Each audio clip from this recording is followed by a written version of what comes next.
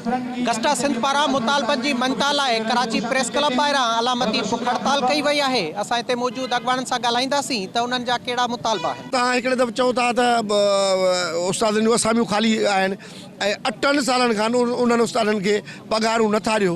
असां चऊं था त डेली बुनियादनि ते बि मुआवज़ो माण्हू अदा करे ऐं उहो बि शाम जो पैसा खणी थो वञे थो पंहिंजे बच्चनि जी रोज़ी थो करे त हिकिड़े उस्ताद खे तव्हां 8 सालनि खां पघार न ॾियो त इन खां वधीक ॿी ज़्यादती कहिड़ी थींदी। असां चाहियूं था त तव्हां ईमानदारीअ सां हिकिड़ी ॻाल्हि कयो त जंहिं तरफ़ जे चओ था त उस्तादनि जूं असामियूं ख़ाली आहिनि त जेके भर्ती थियल उस्तादनि खे पघारूं कोन था ॾियो। ऐं असांजो GST उस्ताद आहे पूरे मुल्क जा ॿिया सूबा उन्हनि खे 17 टाइम स्केल मिलियल आहे ऐं सिंध जो उस्ताद जी उहा सालनि खां वठी उन्हनि जी जेको आहे उन्हनि जा कागज़ मूव कोन था थियनि। असां चाहियूं था त उनखे जेको उनजो राइट आहे ॿियो हिन साॻे मुल्क में साॻियो निज़ाम हुअणु खपे, डबल स्टैंडर्ड न हुअणु खपे।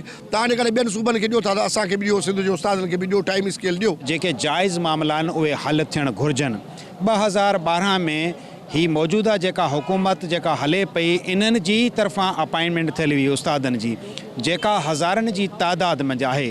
उन्हनि मंझि जेके आहिनि तक़रीबन जेके आहिनि जेको आहे लातादाद ज़िलनि में त पघारूं जारी थी वियूं, पर कराची समेत जेको आहे काफ़ी अहिड़ा ज़िला रहियल आहिनि जंहिंमें अॼु ॾींहुं ताईं उहे पघारूं जेके आहिनि नथियूं आहिनि जेको आहे त उन सिलसिले मंझि त उहे उन्हनि खे पघारूं ॾिनियूं वञनि ऐं उन्हनि जो जाइज़ हक़ आहे। उहे उस्ताद हिन वक़्तु स्कूलनि में ड्यूटियूं करे रहिया आहिनि। उन खां पोइ 17 ग्रेड सेकेंडरी टीचर्स खे जेको आहे न पंहिंजो GSTs खे ॾिनो वञे। 12 खां वठी जेके अदर ग्रेड टीचर आहिनि ऐं उन्हनि खे सैलरी अञा त रिलीज़ न कई वई आहे। 8 साल थिया आहिनि, उहे वीचारा पंहिंजी ड्यूटियूं करे रहिया आहिनि।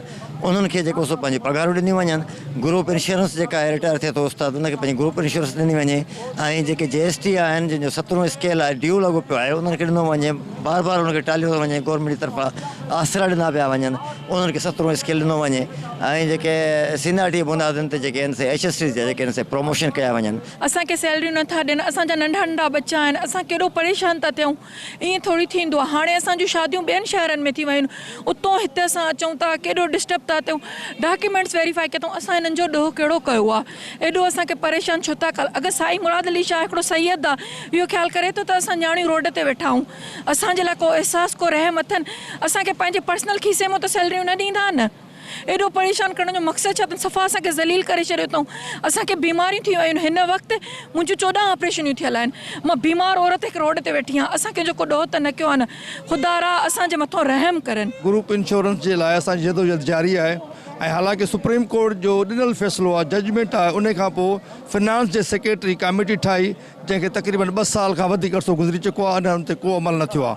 उन खां अलावा असां बार बार एहतिजाज कया आहिनि। अॼु कराची में ही जेको धरणो आहे ग्रुप इंश्योरेंस जे हवाले सां इंशा ताला असां वज़ीर आला सिंध ऐं बिलावल भुट्टे साहब खे अपील था कयूं त महिरबानी करे इहो बिल आहे act of 2009 police and civil वांगुरु बिल पास कयो वञे ऐं बिल खे लॉ सेक्रेटरी रखियो वेठो आहे ऐं ब्यूरोक्रेसी जेको आहे सो असांजे लाइ रस्ते में रुकावटूं पैदा कई वेठी आहिनि। 2012 वालों की तनख्वाही बहाल करें, सबसे पहला मेन मुतालबा ये है और हमें लॉलीपॉप दे के टालने की ज़रूरत नहीं है। हर साल ऐसे ही करते हैं, कोई ना कोई नोटिफिकेशन इशू कर देते हैं ताकि हम लोग चुप कर जाएं और हम लोग पुरअमन भूख हड़ताल कर रहे हैं। टेस्ट पास किया है, इंटरव्यू दिया है, वेरिफिकेशन हुई, सब कुछ पास करने के बावजूद हमारी तनख्वाहें जारी नहीं की जाती। अभी भी 37,000 भर्तियां करने के लिए ये लोग बैठे हैं, जबकि काफ़ी वैकेंसीज जो हैं खाली पड़ी हैं। क्यों हमें तनख्वाहें नहीं दी जाती हैं? हमसे जो है मेहनत ली, हमसे काम लिया गया, उसके बावजूद जो है हमें तनख्वाहें नहीं जारी की जाती। ये कैसा इंसाफ है? पहिरियों मुख्य असांजो मुतालबो आहे 2012 वारनि जी सैलरी रिलीज़ कई वञे। इन हवाले से आज असां हिते बुख हड़ताल ते आहियूं। हम 2012 के नॉन टीचिंग स्टाफ जो है मुतासरीन में है और हमारी DRC भी बन चुकी है। हर चीज़ हम स्क्रूटनी भी हो चुकी है। ये सब चीज़ें प्रोसेस हम लोग धरने भी दे दिए हैं, एहतजाज भी कर लिया है और हम लोग लीगल भी हैं और हर चीज़ हम लोगों ने कर ली है। इसलिए आखिरी जो ऑप्शन है ये भूख हड़ताल का। एहतियात में शरीक उस्ताद अकबर जो मां ॻाल्हियूं ॿुधियूं, उन्हनि जो चवणु आहे त जाइज़ मुतालबा मंज़ूर करे बेचैनी ख़त्म कई वञे। कैमरामैन फराज़ मीरानी सां गॾु आरिफ नाइश, अवामी आवाज़ TV, कराची। विज़िट कयो अवामी आवाज़ मीडिया ग्रुप जी वेबसाइट awamiawaz.pk।